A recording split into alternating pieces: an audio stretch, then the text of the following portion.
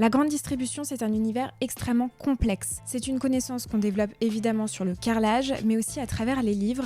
Et dans cette vidéo, je vous propose 9 livres qui vont vous permettre de monter en compétence sur ce secteur du retail. Alors vous le verrez, tous les livres aujourd'hui que je vais vous présenter ne se lisent pas de la même façon, n'ont pas le même objectif et ne permettent pas le même apprentissage, d'où le plan que je vais vous énumérer tout de suite. Alors tout d'abord, je vais vous présenter des livres de culture d'entreprise et de management, donc qui peuvent s'adapter à la grande distribution, mais pas que. La deuxième catégorie, on va voir tous les livres qui parlent de stratégie retail et de panel consommateur, qui sont à mon sens fondamentaux pour comprendre les indicateurs à suivre en grande distribution. Et enfin, une troisième partie que j'adore et il me semblait extrêmement important de vous la présenter, c'est toute la partie développement personnel, branding, qui est tout aussi importante que les deux autres parties. Alors on commence tout de suite avec la première partie, management et culture d'entreprise, et le premier livre que j'ai à vous présenter, c'est celui-ci, Les employés d'abord et les clients ensuite. Alors c'est un livre qui m'avait été recommandé à l'époque quand j'étais étudiante en école de commerce.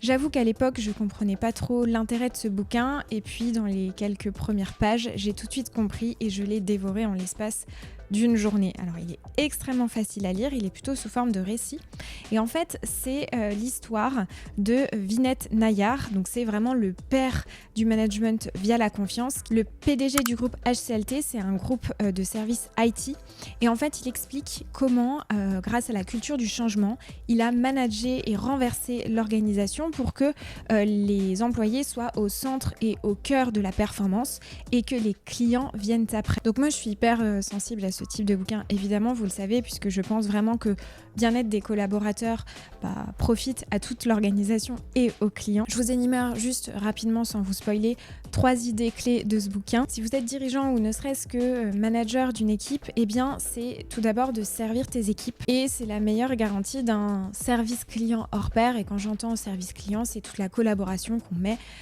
auprès de notre client. La deuxième idée clé, et ça va de soi, c'est qu'un collaborateur qui se sent bien dans son entreprise sera le premier ambassadeur de son entreprise, de sa marque. Et la troisième idée, c'est évidemment les KPIs, on va dire, du groupe et de la performance se mesurent aussi dans le bien-être des collaborateurs. Et je sais que si vous avez fait partie de plusieurs boîtes, il y a beaucoup d'études sur justement le bien-être au travail. Qui en font partie. Il y a même des labels que je vous mets juste ici, que vous connaissez, qui se développent de plus en plus dans les entreprises. C'est un livre qui propose vraiment une autre lecture du management traditionnel qu'on peut connaître, qui donne vraiment des exemples concrets, et notamment d'un dirigeant qui l'a fait et qui a opéré justement ce changement-là, avec des résultats concrets à la clé. Vraiment, c'est le pape pour moi du management et de la culture du changement. Je vous invite, s'il y en a un que vous devez lire sur la culture d'entreprise, à lire ce bouquin. Le deuxième bouquin que j'ai lu assez récemment, c'est Le bonheur est dans l'action de Dominique Schelcher. Alors, donc, c'est un livre qui est totalement différent puisque c'est un abécédaire, donc il ne se lit pas comme le livre précédent. C'est plutôt un livre qu'on va corner, souligner, écrire au crayon de papier, rayer, etc. Bon, c'est exactement le cas de ce que j'ai fait avec ce bouquin. C'est un véritable abécédaire pour chacun des entrepreneurs que nous sommes, donc peu importe si nous avons notre entreprise ou pas, c'est valable pour tous les types de jobs. À chaque lettre, il y a un mot, un sujet qui est évoqué pour les entrepreneurs que nous sommes, et une leçon. Donc c'est vraiment un ouvrage qui s'ouvre et qui se ferme en fonction des épreuves qu'on peut avoir dans notre vie professionnelle. Franchement, je vous invite à le lire. Et d'ailleurs, je vous invite également à regarder l'interview que j'avais fait avec l'auteur du livre, Dominique Schelcher, qui est le PDG de COP-U, qui effectivement répondait à mes questions sur ce livre. On passe à la deuxième partie de cette vidéo, où je vais vous présenter des livres qui parlent vraiment de la culture enseigne, et puis des panels qui sont incontournables pour comprendre la grande distribution. Alors le premier bouquin que j'ai à vous proposer pour connaître la culture de la grande distribution, et pas des moindres, c'est l'enquête sur Michel-Édouard Leclerc. Nous fait-il vraiment faire des économies ? C'est un livre qui a été écrit par Magali Picard, qui a fait vraiment une enquête inédite sur un des plus grands patrons de la grande distribution, et justement de comment le mouvement Leclerc, donc du père Édouard Leclerc, a aujourd'hui du fils Michel-Édouard Leclerc a évolué. Et justement, est-ce que Michel-Édouard Leclerc nous fait vraiment économiser? Au-delà de ça, Magali Picard, elle dresse un portrait d'un dirigeant à la personnalité assez complexe, mais qui en dit beaucoup sur l'enseigne aujourd'hui qu'on connaît.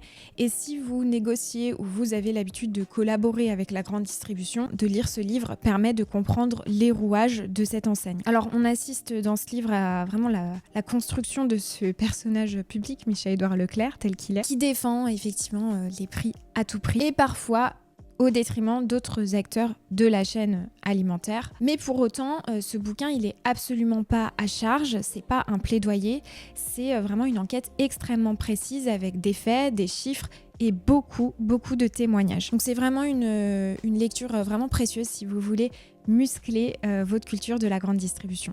J'avais fait également une vidéo il y a assez longtemps sur Édouard Leclerc et la naissance du mouvement Leclerc que je vous invite à regarder sur ma chaîne et que je vous mets juste ici. Le deuxième bouquin que je vous propose pour muscler justement votre culture de la grande distribution, c'est un bouquin qui est un peu la Bible qui s'appelle Les Panels. Panel distributeur consommateur, c'est juste un incontournable de comprendre ça avec tous ces KPIs qu'on doit connaître sur le bout des doigts en grande distribution. Ce livre, il s'adresse autant à des étudiants qui veulent muscler leur savoir pour justement décrocher une alternance ou un premier job en grande distrie. Ça s'adresse à des catman qui veulent connaître les panels à suivre pour bien comprendre la catégorie de produits. Des chefs de produits avec tous les indicateurs qu'on doit suivre, que sont les VMH par exemple, entre autres, et puis des indicateurs commerciaux qu'il faut piloter. Donc c'est autant des analyses qui permettent de suivre la demande, l'offre, et puis de décrypter justement les consommateurs qu'on a aujourd'hui en grande distribution. Donc c'est vraiment un livre de méthode, il ne se lit pas à la plage, après vous faites comme vous voulez, mais c'est un livre où, même chose en fait, on se pose, on l'ouvre, on le referme, mais ça permet de comprendre le modèle de la grande distribution et les KPIs qui en émanent. Le troisième livre que je vous propose pour muscler votre connaissance de la grande distribution, c'est Le bonheur est dans le prêt de Dominique Schelcher. Alors j'y reviens, c'est le premier ouvrage de Dominique Schelcher. C'est vraiment un plongeon dans la culture de l'enseigne U. Donc on a vu Leclerc, là vous pouvez tout à fait lire justement sur la culture U. Donc Dominique Schelcher, il y partage sa vision qui est extrêmement incarnée et il parle justement des territoires, de comment une coopérative évolue, et puis aussi Dominique Schelcher ayant un magasin, étant PDG de U mais aussi ayant un magasin, il parle de son quotidien sur le terrain, sur le carrelage, auprès de ses équipes, auprès de ses magasins et auprès de ses consommateurs. Donc il montre vraiment la simplicité, la proximité. C'est vraiment un témoignage très terrain qui plonge dans la culture de l'enseigne. Vraiment, je vous invite et je vous recommande de le lire. Bon, on passe à la troisième partie de cette vidéo. Donc là, on va plutôt parler développement personnel, organisation, branding. Alors le premier bouquin que je vous recommande, si vous voulez muscler votre culture marketing, c'est La mythologie des marques.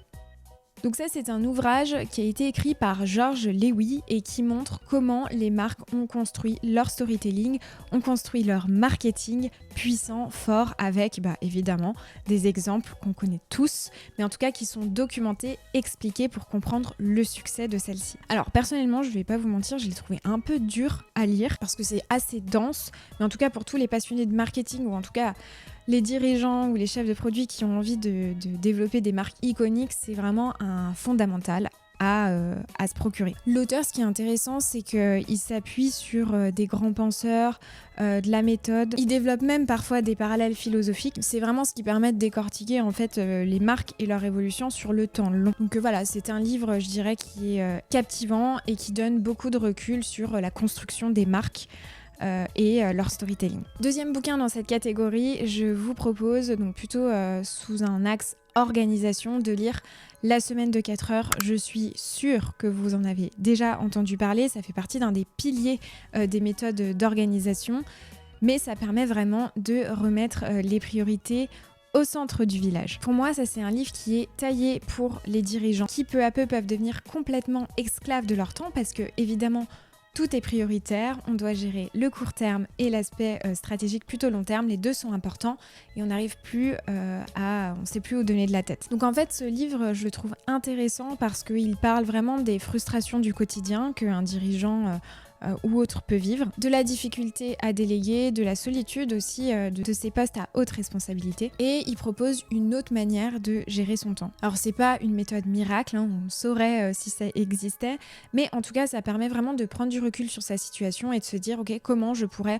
mieux gérer mon temps. Le dernier livre que je vous propose, et celui-ci il m'a accompagné tout l'été dernier, c'est le livre de Caroline Mignot, From Hero to Zero, bâtir son influence sur les réseaux sociaux. Aujourd'hui, j'ai une communauté de 19 000 abonnés sur LinkedIn et je dois dire que c'est en partie grâce à elle parce qu'elle m'a permis d'avoir un vrai déclic sur mon storytelling et qu'est-ce que c'était finalement le personal branding.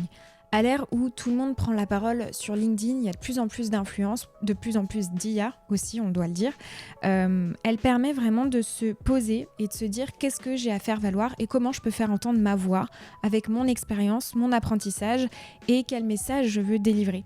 Et en fait, c'est un livre qui est très simple à lire, mais qui permet vraiment de se poser sur le choix des plateformes, comment construire du contenu sur nous-mêmes, qui soit écouté, et comment on peut collaborer avec les autres. Vraiment, c'est un livre qu'il faut absolument se procurer. Voilà, j'espère que cette vidéo vous a plu. C'est des livres où il faut se poser, on ne les lit pas au même moment, il n'y a pas le même apprentissage en fonction des bouquins et des objectifs, mais c'est vraiment une boussole pour muscler sa culture enseigne, son organisation, sa méthode, et voilà, chaque bouquin a un objectif différent. N'hésitez pas à me dire si vous voulez une partie 2, j'en ai encore une multitude à vous présenter.